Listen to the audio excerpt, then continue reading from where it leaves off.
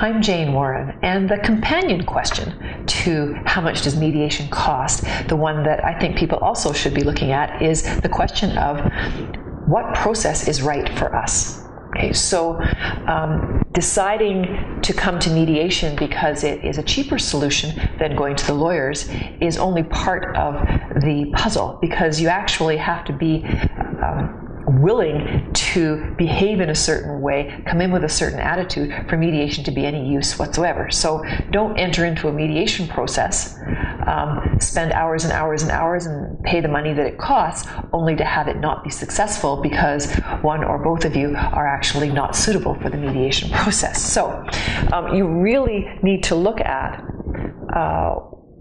is this process, the mediation process, right for me? And if not, what process is, or not so much right for me as right for us, because it takes two to enter into any of these processes. So what kinds of things do you need to look at relative to, are you a good candidate for mediation? And I want to start off by saying that I think that really the vast majority of people, even really angry people who are really annoyed at each other, a lot of people can benefit from the mediation process and can do mediation, because in the end, most people are reasonable people, and they know that doing things in a constructive and civilized manner is going to be better for everybody in the long run. So, however, so you need to be, both of you need to be willing to actually enter into a negotiation. If you are determined to get what you want and only what you want, and there is no room for anything else, then mediation is not going to serve you. Court probably won't serve you either, because nobody, or rarely does anybody actually get everything that they always wanted. However, mediation is not the place for you.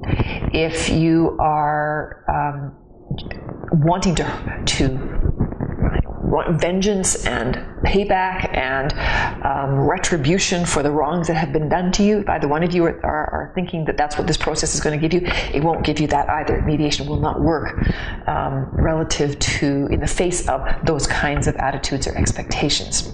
So the other times that mediation is not necessarily suitable is if there are really, really significant power imbalances between people. So power imbalances can come about for a variety of different reasons. Sometimes it's financial, in the sense of one person has a lot of financial knowledge of what's going on, and the other person has very little or none. And having, I've had lots of situations where I have mediated that situation, and what I have done is I have, with the permission of the person who has more information, spent more time with the other person, kind of educating them on the financial situation, separate from the person who already knows, who tends to be a little impatient with that person, or it's a little intimidating to the one who knows less to have the one who knows more sitting in the room. But sometimes the person who knows more says, no, I'm not waiting for that person to get educated. I'm not on my dime, kind of thing. So in that case, mediation really can't work, because we have too big a discrepancy in the information that's available to both parties. So similarly with power imbalances caused by abuse, if we're dealing with a situation where one person is being abused by the other person, or feels that they're being abused by the other person to a significant degree, and certainly if physically, mediation may not be the right place for them. But other than that, if you have a willingness to come up with an agreement that both people can live with, so you are willing to listen to what the other person has to say, you're willing to take their wants and needs and your own wants and needs into consideration, that's the primary thing that will make mediation successful, is that kind of an attitude that both of you need to be okay coming out of this. So the alternatives to mediation, if mediation really isn't something that you can do, the next place that I go with people is to collaborative divorce.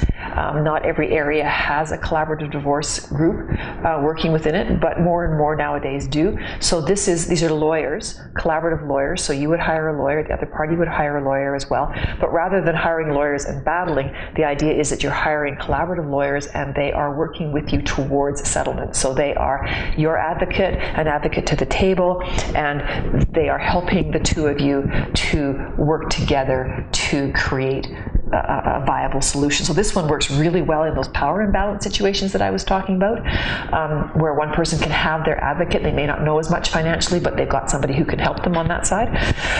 This can work really well. The key thing about, or one of the key things about collaborative law process is that the threat of court is taken out of the equation. So when you enter into a collaborative law process, the four of you, the two lawyers, and you agree that there will be no going to court.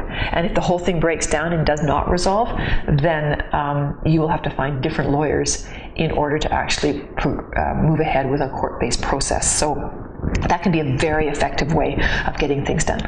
And then at the other end of the spectrum is the full-blown litigation situation, which may not actually end up as a court-based process, but it is more of a my lawyer, your lawyer, I want this, I want that kind of negotiation, which is much less amicable. It's not amicable at all usually, more adversarial, and may or may not actually end up in court, but certainly is based on that sort of fighting mentality, which some people need to use. So those are your basic three alternatives. I guess I should also talk about if you have a really, really simple situation, like maybe no kids and virtually no assets between you, but you still want some documentation.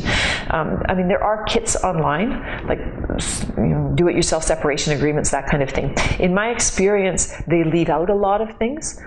But if you don't have a lot to deal with, then that can be fine. The other thing is that I've noticed that most lawyers, at least most lawyers that I know, are very reluctant to sign off on something like that. So you'll have an agreement, you'll have something documented. If anything ever went wrong in the future, anybody came back on the other person, maybe not so much legal recourse attached to it, but it is a possibility. And I also find that if you use some of those kits to gather your thoughts and get organized, they will help you. People will come into me with those things already filled out, and we usually have to sort of review and adjust a few things, but it makes it a lot simpler to move through the remaining issues that haven't got covered off by that. So that's another way of using that kind of process. So bottom line, whatever you do, whatever process you choose, just make sure that it is appropriate to your particular situation, both emotional situation and practical situation, so that you don't end up in a process which doesn't serve you or costs you